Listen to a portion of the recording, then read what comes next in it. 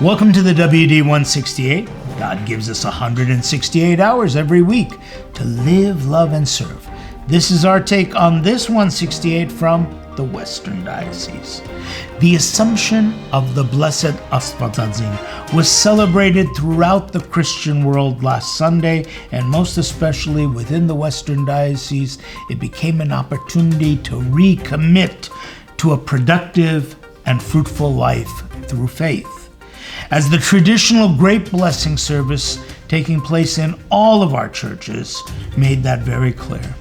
Traditionally, before the modern conveniences of refrigeration, the grape harvest was ripe and ready for picking right around August 15.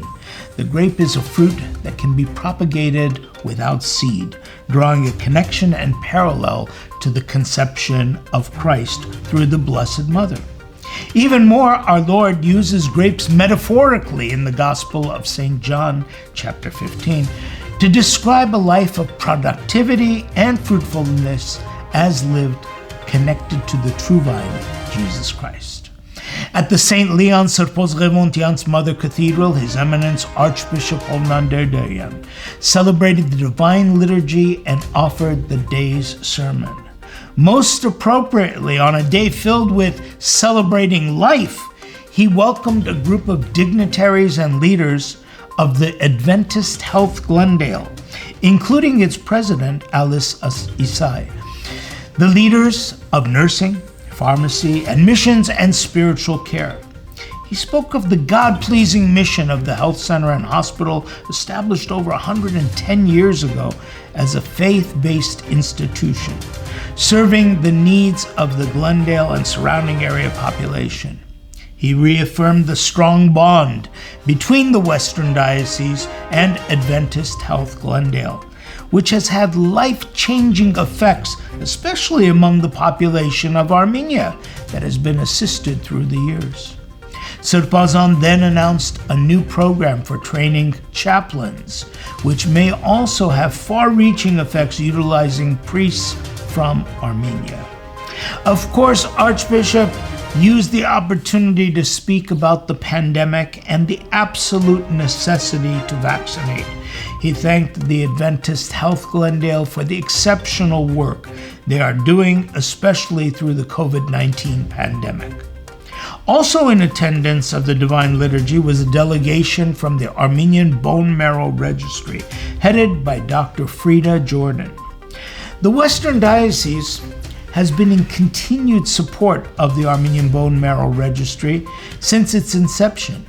He blessed the delegation in their God-pleasing work to help humanity. Now you can listen to His Eminence's entire message on our Facebook page, and I hope you will. Following the Grape Blessing service, the congregation at the cathedral was led outside to the Turpanjan Plaza, where parish priest Father Rajag Shahbazian had an opportunity to welcome everyone and invite them to dance for unity.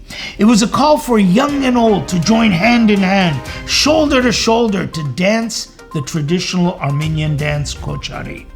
It was a dance of faith and dedicated to the glory and splendor of Saint Ghazanchetsot's church in Shushi, Artsakh. This is the church that was at the center of the horrendous attacks by enemies during the 44-day war last year.